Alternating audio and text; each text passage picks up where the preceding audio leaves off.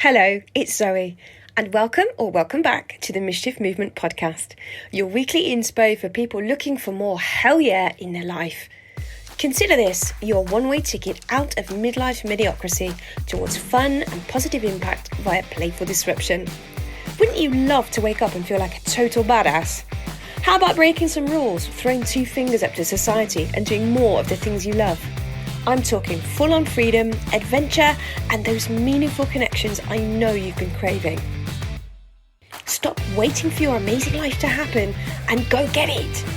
I'll be picking the brains of some true game changers and mischief makers so I can share what I find and hopefully inspire you to shake things up, do more of what makes you feel alive, and boldly rebel against the ordinary.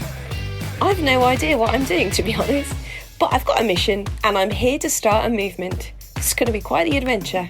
Care to join me? Okay, here goes.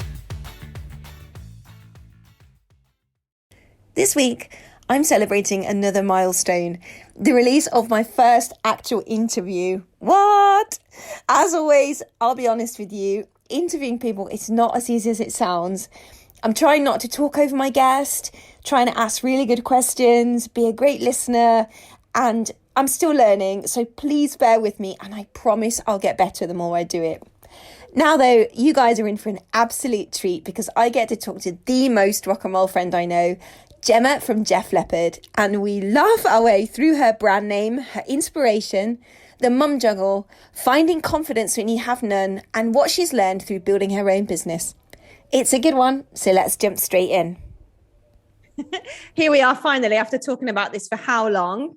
I am with Gemma Fryer from Geoff Leopard. Hi. How's that for a little intro? It's so exciting. I'm so excited. Gemma, who are you? What do you do? Where do I start? I am a mum of two small children, and I run a business that is a design business, heavily based on animal print and rock and roll. And yeah, so I sell cards and t-shirts and some home stuff, and offer a design business as well. So basically, if you need something designing that is a bit rock and roll, probably a bit 80s, and probably I'd say definitely a bit 80s. You need some animal print, then I'm your girl. Absolutely. Do you want to tell me a little bit about your journey and about how Geoff Leopard came to being? Yeah, it's quite a long journey. Well, where do I start? So I think I was born with creativity in my veins. It's just been there from the beginning, but it took a long time to get to where I am now. So, you know, at school, art was my favorite, design was my favorite. Mine too. Yeah. Like, it's all I cared about, really. And so I went from loving art and drawing and designing at school to doing an art foundation course and then doing a degree. And I actually did a degree in costume, which is a little bit removed from what I do now. But, you know, I think when you're a bit younger, you don't always know exactly what you want to do. And there's so many areas within art now that you could go into. Yeah. And, you know, it sort of suggested to me that costume might be, you know, up my street. So that's the way I went. And then when I finished that degree, I was sort of a little bit lost because I was like, I went to uni when I was a little bit older. So I was, you know, and I'd been traveling already. So actually I was ready to sort of settle down a bit. And costume is not particularly a job where you sort of base yourself in one place. A lot of it, you know, if you go into film or theatre, a lot of it is traveling around. Did you know that? Did you know that at the time when you chose? Not really, no. No. And that afterwards. And perhaps with hindsight, it might not have been what I chose. But yeah, so I was actually at a point where I wanted to kind of settle down. I was already with my now husband.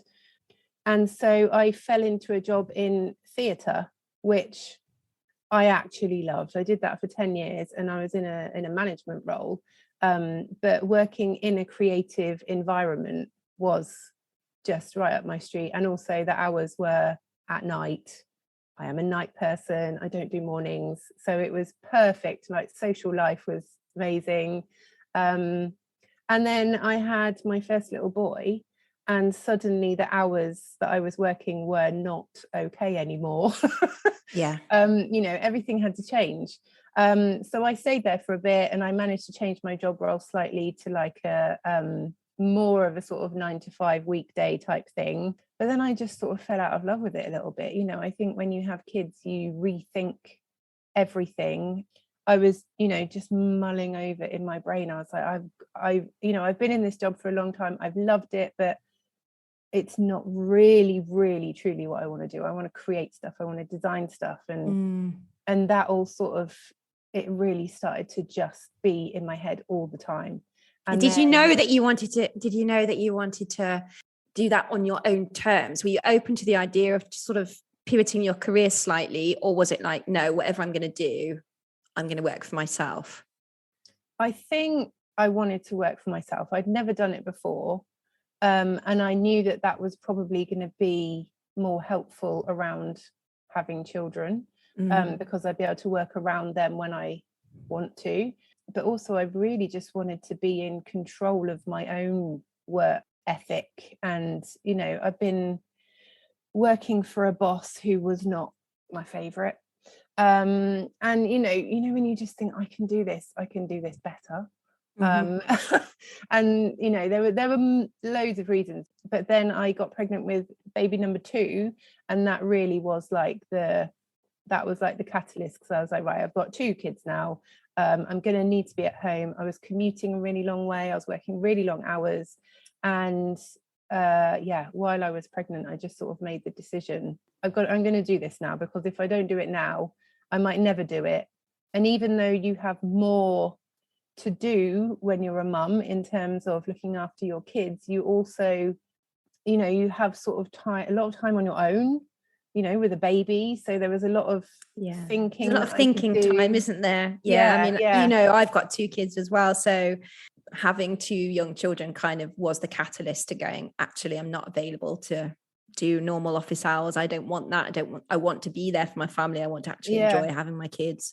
Yeah, so, exactly. Yeah, I kind of know where you're coming from. It is hard to find an employer now who would be completely, everybody should be, but to find someone that would be completely understanding if you're like, oh, I've got to go because something's happened at nursery or whatever.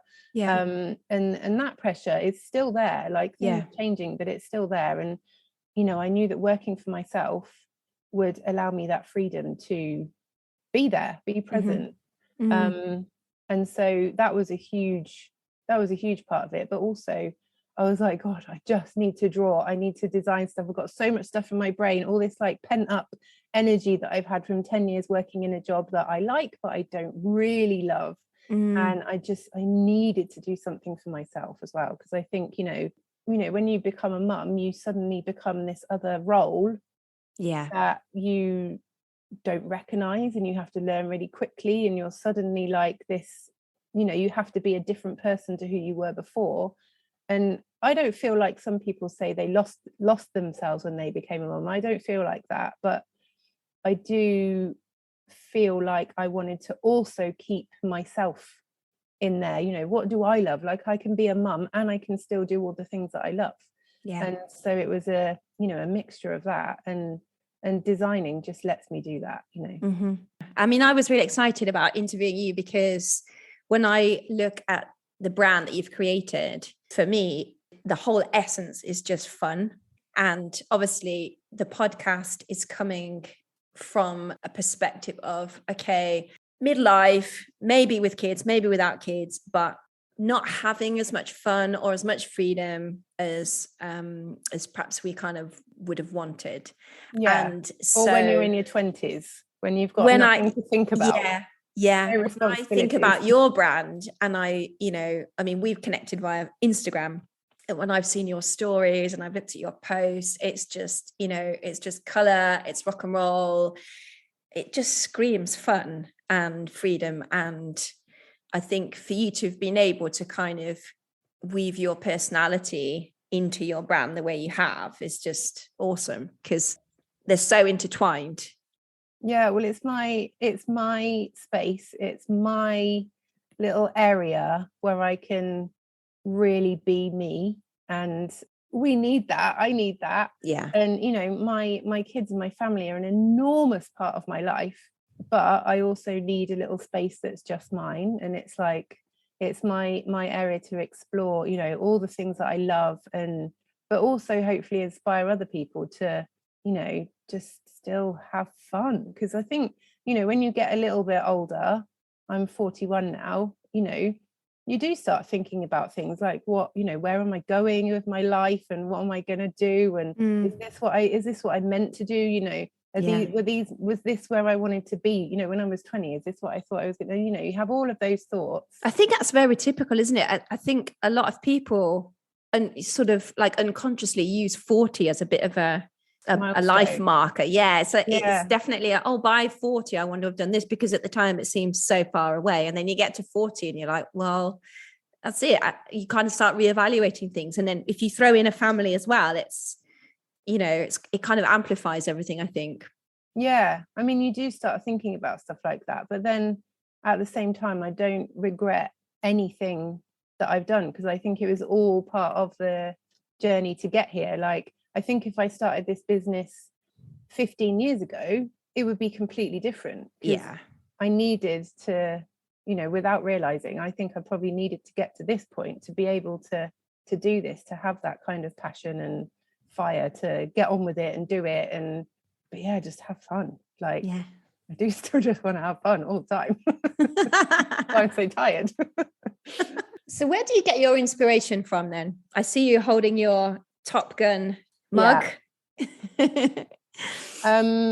I would say it's changed from when I was a bit younger. Obviously I love animal print, and I used to love drawing wild animals and the jungle and stuff like that. And that does still creep into my work every now and again. But like, it really is basically music and film. Mm-hmm. Like, my two loves, 80s films and 80s rock, really. I mean, I don't know.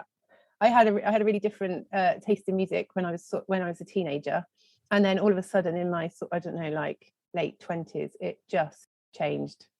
And it's been, we had a conversation about this, didn't we? Yeah, because were you into R&B? Yeah, I was all about R&B and hip hop and rap. Yeah, and I was into my like house music and or like Ibiza chill out and stuff, and the rock thing came later. I still like that, but yeah, I mean, I've always I love everything from the 80s. Like, I got really, really fond memories of being a kid growing up in the 80s, and my dad recording the top 40 in the lounge, like with the tape recorder, and trying to pause it every time the DJ spoke, and we'd have all these tapes that we'd play all the time. Yep. And I think a lot of my love for like 80s rock comes from that. I mean, my dad's not necessarily into rock. I had really, really broad range of music that I listened to as I was growing up, but I don't know what it is about 80s rock. I think it's just the sort of rebelliousness and the color and the dressing up,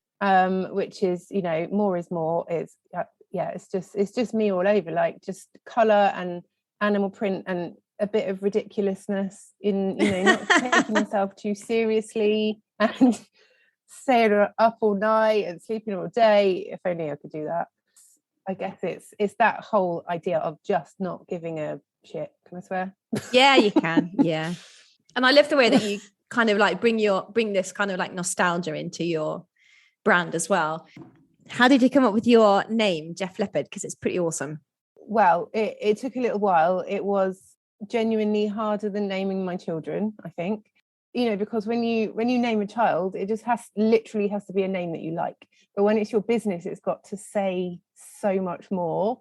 It's got to immediately give people a sense of what you're about. Yeah. I knew I wanted it to be humorous if I could, manage to get a pun in there. And I went through loads of different ideas. I remember it popped into my head. I don't know how or why or when, but I was just like, oh my God, yeah, that's quite funny, because of Def Leopard, and it's got the leopard in there. The Geoff part doesn't really have any meaning. I mean, it begins with a G. My name's Gemma. There's a very slight link there. I also had an uncle Geoff, who spelt his name that way, who has always been a bit of an inspiration to me. He was a writer and very creative. So I don't know, there was a few little things that clicked, and then I sort of, mentioned it to a few friends and some family, and I was like, that's quite funny, isn't it? And everyone was like, yeah, it's quite funny. And I was like, I'm just going to go for that then. There's no deep meaning. It's just quite funny. But it actually does what it says on the tin, like you say, because when it's combined with your logo, you definitely get a sense of what your brand is about. So I hope so. Yeah, I'm glad. Absolutely. If that's what it does, then that is fab. Well, you were talking earlier on about 80s and being a bit rebellious and stuff. Have you always been a bit of a rebel? No. No. I was actually really shy when I was little, like really shy, at primary school and at secondary school, probably A levels and a bit at university as well. It took a long time for me to like come out of my shell. So I think that's a part of it as well, is just letting yourself just be you and trying not to care too much about what other people think. Because I was quite quiet when I was I can identify with that so much. I think I was literally the same. I think that's definitely part of it, just having the confidence to be yourself and be more confident and be a bit louder and not let what other people think stop you from doing stuff. And people say to me like all the time now, they're like, oh my God, but you're so confident and you can do that because you just don't care. And I'm like, yeah, but I wasn't like that before. Like, it's taken a while to get there, How did you get there? Do you know? Were you conscious of it? Or was it something that's just happened without you even kind of really noticing? No, I was very, very aware of it. I think I just got fed up of like being the quiet one, And when I was at school, I worked really hard and I got really good grades, and I got bullied for being the clever one, and like that's not something to get bullied for, like that's a good thing. And so I think just turning it around and being like, no, that's cool, working hard is cool. And so just turning some of those things around, and you see things all the time about being weird is cool and being unique is cool, and using all of those little things, because it's true, and that's what I teach my kids now. I don't push anything on them. They are just allowed to like what they want and be into what they want to be into. And so I think it took a long time. I wouldn't say that I am a speaker. I don't like speaking that much in front of people. But I've changed it. That's not true. I didn't like speaking. I can't stop talking now most of the time. But I just wait for this to be like the longest episode I will have ever recorded. It will still be going on after 2 hours. We'll still be here tomorrow. But no, I did actually really push myself to do things that I wouldn't normally do, to throw myself into things that I knew would force me to be a bit more confident.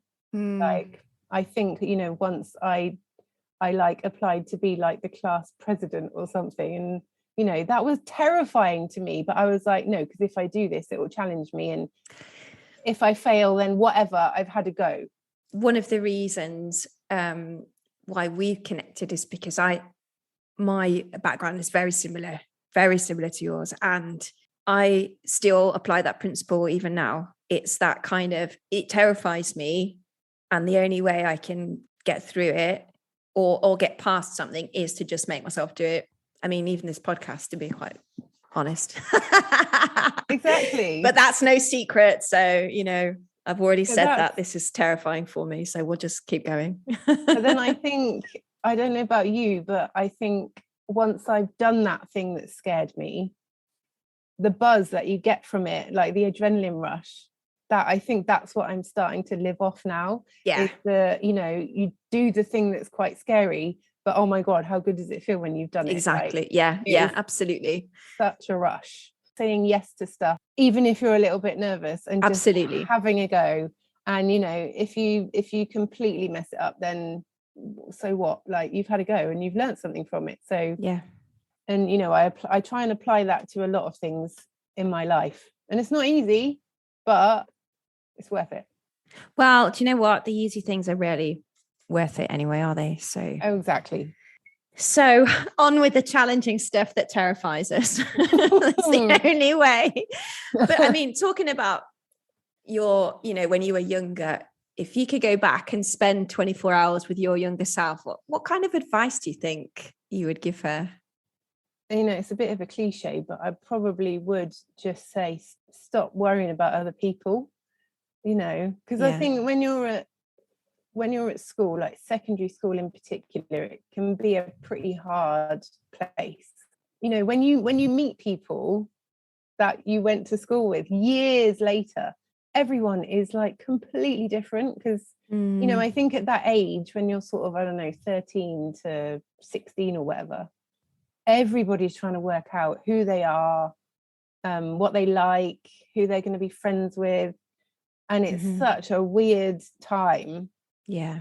But I think you have to just try and not get hung up on it. So I think I'd probably, you know, say to my younger self, just do not give a shit what anyone else says. Like, just do your thing, get on with it, be confident.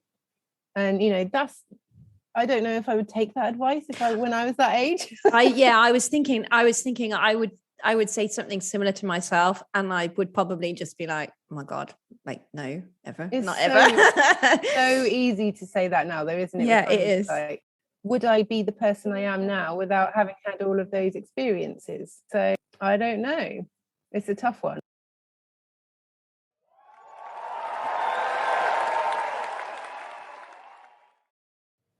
This episode is kindly sponsored by Polite Club, a brand whose mission is to change the attitude towards vulnerability by encouraging more conversation around it in order to increase real human connection. When you can express your feelings constructively, you can work through your fears, open your heart and find your place in the world. The vehicle for these conversations is clothing, or connection clothing as it's become known. Connection is one of my core values, so I'm thrilled to be able to partner with Polite Club so we can join in our collective goal of bringing people together and helping you rebel against staying the same. Sustainable, organic and rebellious, of course, Polite Club also uses 50% of their profits to fund proactive suicide prevention in the form of coaching, support and awareness raising, which enables people to understand their emotions and express how they feel constructively. Become a vulnerable with us. For more info on the brand or to buy online, go to politeclub.co.uk or follow on Instagram at politeclubhq. Now, back to the show.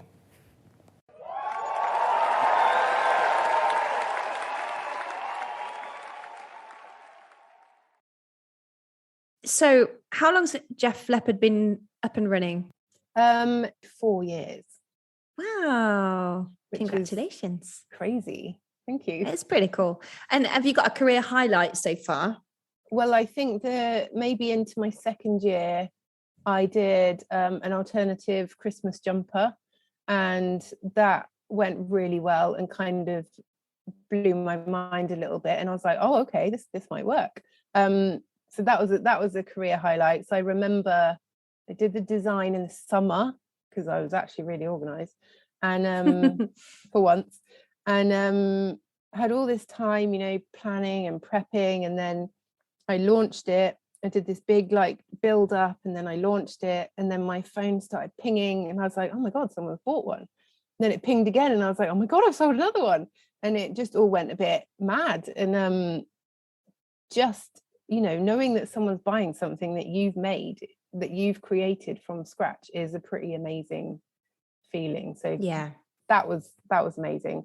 But also I did a t-shirt for a rock band, and I mean, the brief couldn't have been more perfect. I couldn't have written a more perfect brief than what they gave me, and it just all happened in such a nice way. Like, I think Instagram suggested the band to me, like, you know how it just pops up, and they're like an 80s rock band, and I actually thought they were like from LA or something. And so where are they from? Watford. Not Watford, Wallingford. Amazing. Yeah, so I started following them, and I was loads of animal print and long hair and bandanas and, you know, the whole lot. And then somehow I just started chatting to the guy, the lead singer, and he was like, yeah, so we need a t-shirt like designing. Would you be up for that? And maybe like have a look at our logo as well? And I was like, yes. And that was one of those moments where, you know, it was a bit scary, but I was like, there is no way that I'm going to turn this down. So, you know, I wasn't sure what they wanted or how I was going to do it, but I would just like, yes, I just said yes. Seeing the t-shirt that I designed for them on human beings at a rock gig has been amazing.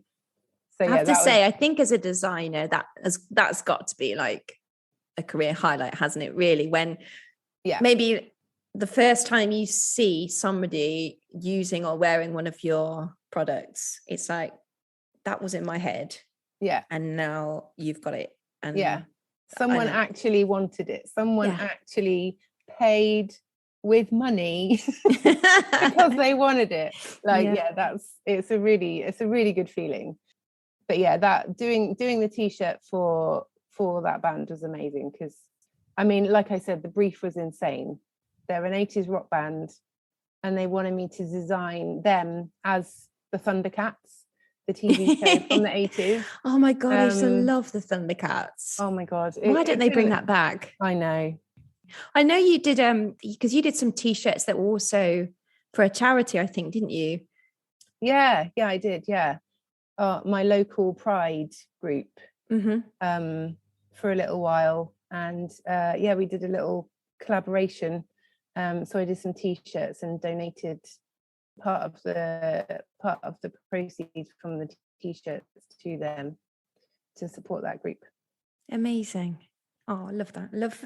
You know, the creative world, you know, being able to give back through creativity is just like, just love it. Just makes me so happy. So what's on the agenda for Geoff Leopard over the next few years? Have you got some kind of big vision, small vision? I'm sort of just taking things as they come, because my boys are getting older now. They're both at primary school. So up until now, I've been, you know, at home doing childcare as well as running my business. But now I have, because they're both at school, so now I have another job. So I'm not really sure how it's going to go. Whatever happens, I will be carrying on with Geoff Leopard. That is not going anywhere. My dream would be to only run Geoff Leopard and just purely design for a living full time. Yeah. And would you be designing the same products, or have you got ideas for anything new bubbling away? I would love to carry on doing clothing. I love doing homeware like mugs and stuff like that, and I love doing the cards, but t-shirts is really my favorite thing to do, and designs for t-shirts. So I'd love to carry on down that route, and keep designing, you know, sort of rock and roll t-shirts that look like they've come out of the 80s. Amazing. Maybe somebody will hear this and get in touch, and you'll have like your dream 80s rock collaboration next year. That would be good. Yeah. I mean, I'm following all the bands, any band that is remotely 80s rock. I'm following them. I'm going to see them as well, as much as I can. But yeah, I think the t-shirts is my favorite thing. I just love doing that. So thinking about your t-shirts, and actually any of your products, to be honest, like when you're designing, how do you want people to feel when they're buying into your brand? Oh my gosh, I just want them to feel like themselves. Like, you know, I've had a few people message me over the years saying, oh my God, like this is just what I needed. Like, you know, I feel like I sort of lost myself for a bit. And now, you know, I just bought that t-shirt and now I feel a bit like myself again, because I don't know, you know, they just, you know, you get lost in life, don't you? Working really hard and doing whatever you're doing. And you're like, oh my God, like, who am I? Where have I gone? And that's a little bit where my business came from, you know. I love my children to bits, and it's been an incredible time, like, you know, from them being babies to growing up. But I also still want to, you know, see my friends and go out and have fun. And yeah, of course. And I think a lot of my ideas and t-shirts like come from that sort of sense of, let's just go out and just have some fun, because, you know, the world how it is right now is pretty stressful, and you know, we all need a bit of a break, you know, just to get away from. I mean, I feel the same, in the sense that this whole concept of making more mischief and having more fun is like, I know life's really serious and there's a lot of stuff going on right now. But I think if we don't make time and actually schedule in some fun, we're just going to be left as a kind of empty shell of our former selves. You can't surround yourself in that kind of like negativity all the time. So no, exactly. There's so much to think about all the time. There's, you know, really heavy stuff in the news, and, you know, just trying to support a family and, you know, do all the right things for them, or you know, if you don't have a family, like doing other stuff, like it's life can be really tough and really stressful. And it is just, you know, I think it is really, people talk about self-care all the time, you know, having a hot bath or whatever, and that's really nice, that's really good, but for me it is spending time with my friends, listening to music, going out, and just letting go for a minute, literally letting my hair down. And like, you know, whether that's jumping around to some music in the kitchen or actually going to a gig, like that is just what I need to have a break from all the stress of normal life. You know? I'm right there with you.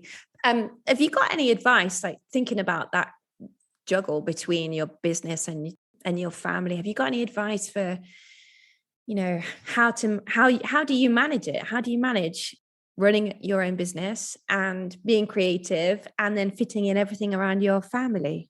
I think that affects a lot of women, a lot of parents, really. It's a juggle. It is a juggle. It's not easy. It's really hard. But I think I always say in my head, little and often.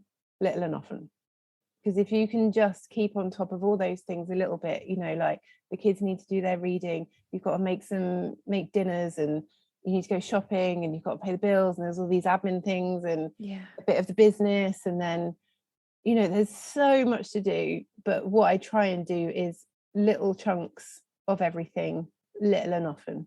You know, we're always being told via social media or whatever, you know, do your exercise, drink water, eat your vegetables, mow the lawn, wash your hair. And, you know, it's like you can't do all of it all the time. So I think some of it you have to let go. And you can't do everything. We just can't. If we all did all the things we were told, I think we'd all just die from, you know, doing too much.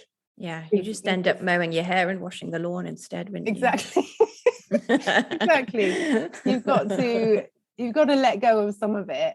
But little and I love that as a little mantra, though. I'm definitely going to remember that one. Where's your favorite place on social media to hang out? Because I met you on Instagram, but I don't know if that's necessarily where you spend most of your social time, or... Oh yeah, definitely Instagram. Initially, Instagram was the first place I went to because it's so visual, and I am a visual person. I'm not on Twitter because I am, you know, I don't want to write stuff down. I want to draw it, or I want to see a photo, like. And so Instagram was my go-to because it's so visual, and that's how my brain works. I use Facebook a little bit, but not that much. But yeah, Instagram feels like I don't even go anywhere near TikTok either. No. I mean, firstly, because if I look at it, I'll just immediately lose 2 hours of my life. I was convinced you must be on TikTok. I'm not. I've toyed with the idea and then went, nah, just can't add another platform. Yeah, I had to draw a line. I know it can be really good for some businesses and has really like boosted them. But for me, for my own sanity, I had to draw a line. I think TikTok can be social media can be quite a dark place for some people. And, you know, I've seen some awful stuff on TikTok, and I'm not here for that. I haven't got time, don't want it. So Instagram is the kindest out of all the platforms. I find it really friendly, and I've made so many friends on there, people that I've never met. I mean, obviously I have met you, very lucky, but you know, I've got loads of friends on there who I've never met. I don't know if I will ever meet them, but yeah, it's I find it a really supportive community.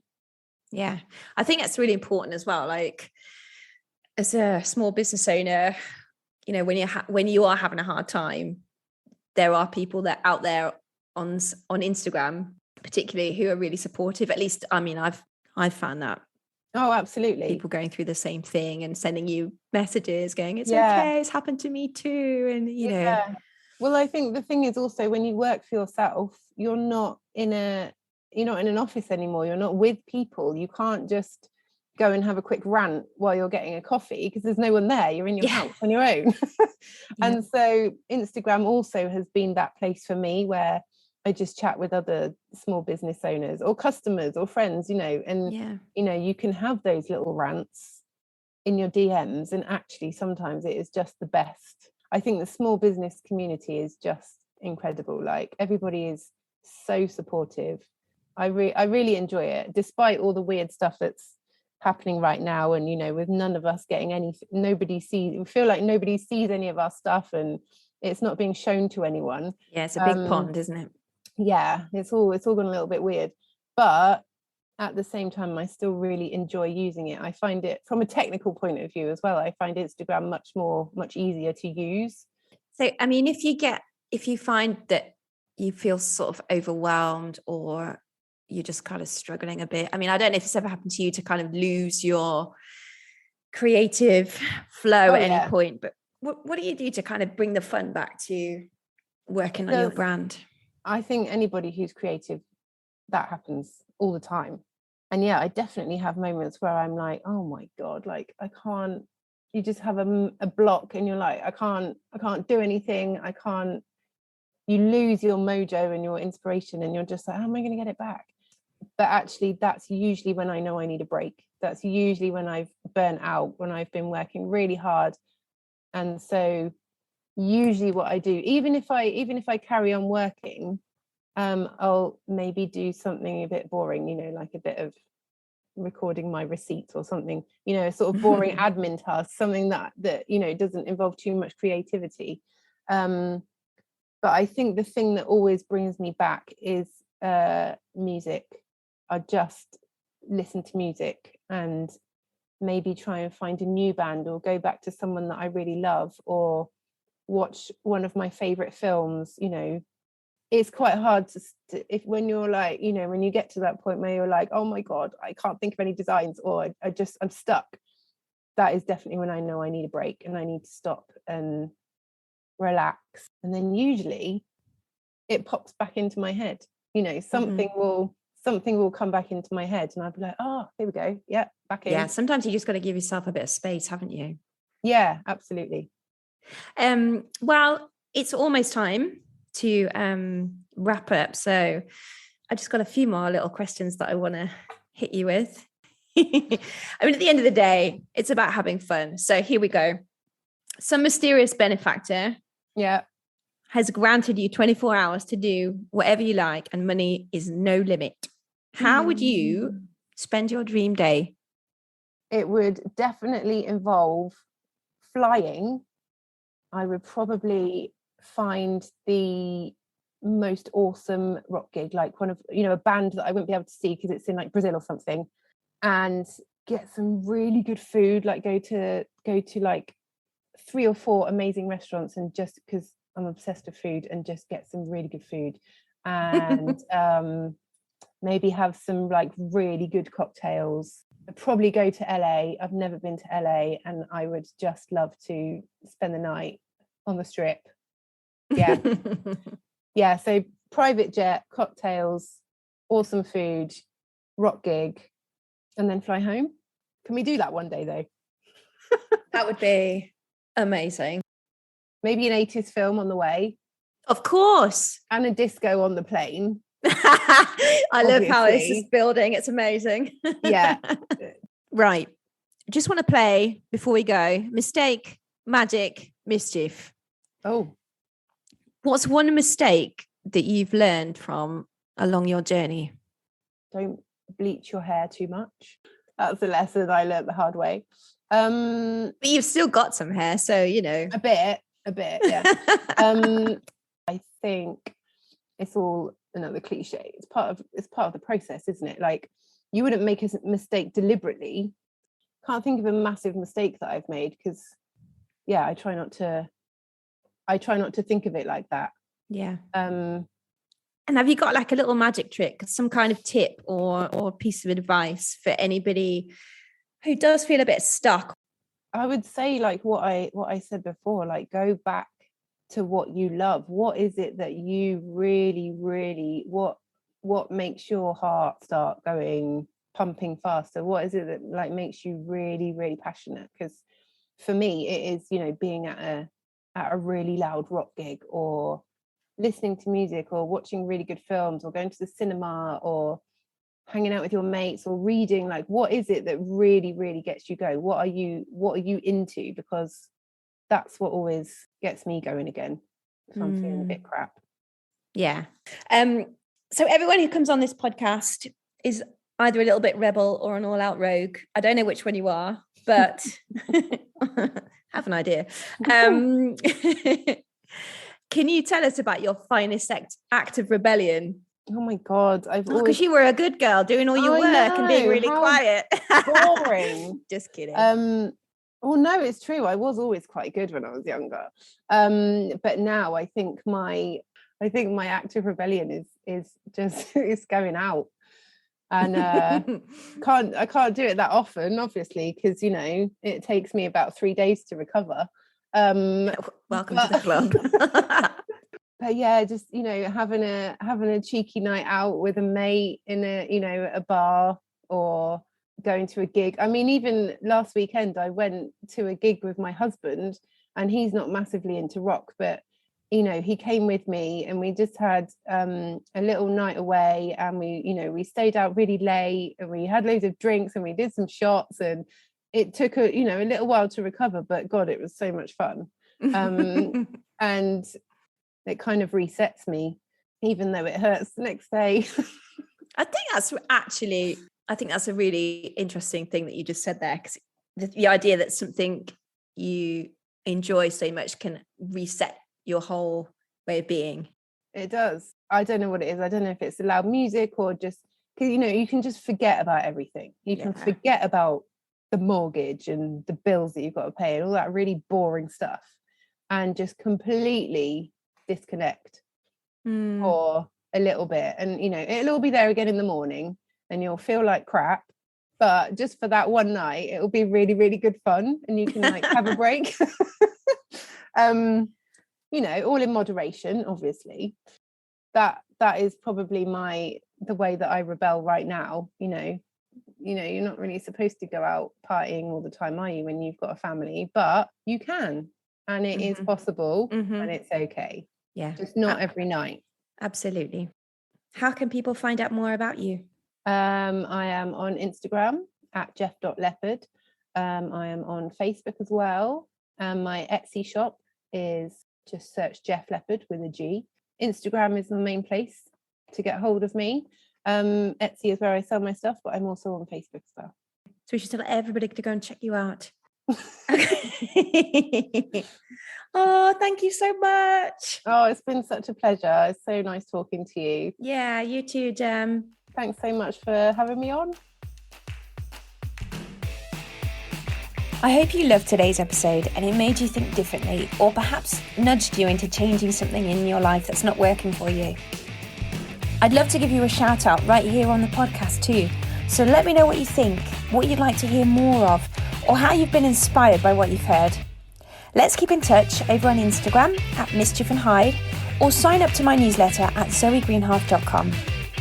If you're enjoying being part of the Mischief Movement, please consider telling a friend or leaving me a review wherever you download your episodes, which will seriously help my mission to inspire and empower more people like us to choose mischief over mediocre. Ciao! Oh my God, I literally have no idea what I just said for the whole hour. Rock and roll.